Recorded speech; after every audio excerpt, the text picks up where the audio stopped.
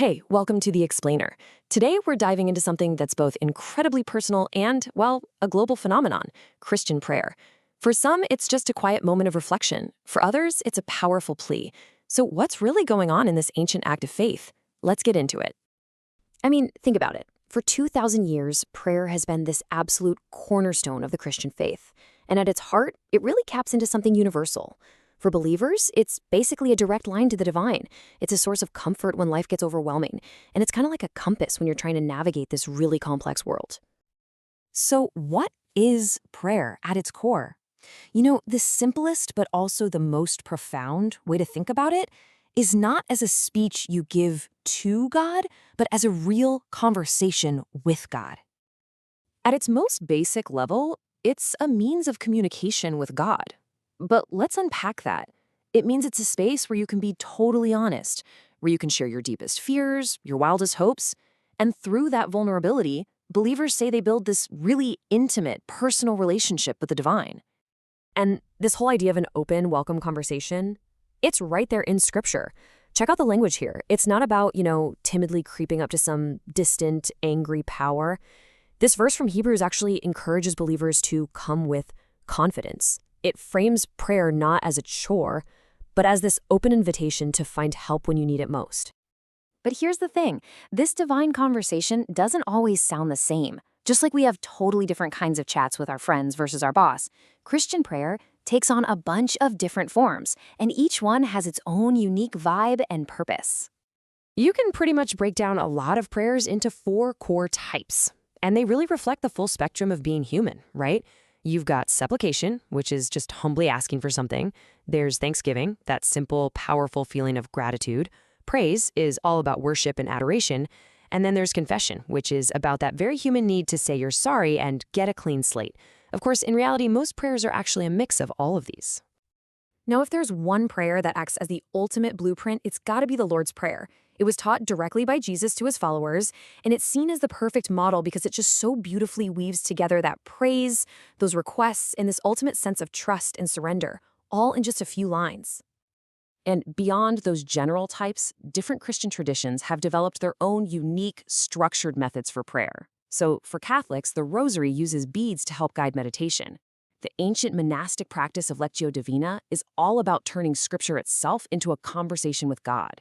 And then you have the prayer of examine, which is this really cool way of looking back over your day to find where God was present. They're all different paths, but they're all heading to the same destination, connection. Okay, so this brings us right to the heart of it all. The big question, why? Why do people pray? What are believers actually looking for in this divine conversation? Well, first and foremost, people pray for strength. In those moments of crisis, whether it's a personal health scare or a huge global disaster, believers turn to prayer. And it's not always about finding a quick fix, but about getting that inner peace and the resilience to just face whatever's coming.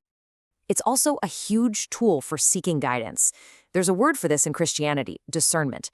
It's that quiet process of trying to figure out which path to take.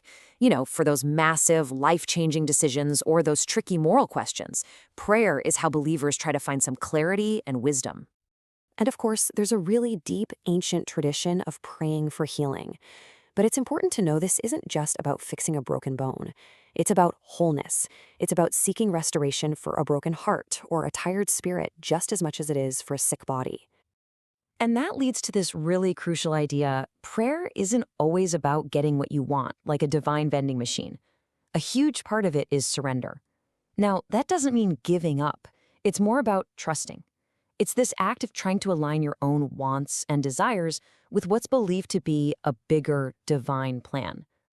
And honestly, you couldn't find a better example of that concept than this one line from the Lord's Prayer, "Your will be done." That one little phrase just captures the entire essence of prayer as an act of trust, an act of submission to something greater than yourself. So we've looked at the different types of prayer and the reasons behind them. But how does this all actually fit into the day-to-day life of someone who believes? Well, prayer pretty much happens in 2 main ways. You've got personal prayer, that quiet one-on-one conversation, and then you have communal prayer, where everyone's voices join together. You can think of them as 2 sides of the same coin. One deepens that personal relationship, and the other strengthens the entire community. So you can really see how prayer gets woven into the whole rhythm of life. It's the steady beat of daily personal devotion. It's the big weekly gathering for communal worship. And it's not immediate go-to source of comfort in a sudden crisis. It's both a routine and a lifeline. But don't think this ancient practice is just stuck in the past. It is constantly evolving. I mean, we're talking about everything from prayer apps on your smartphone to organized prayers for social justice issues.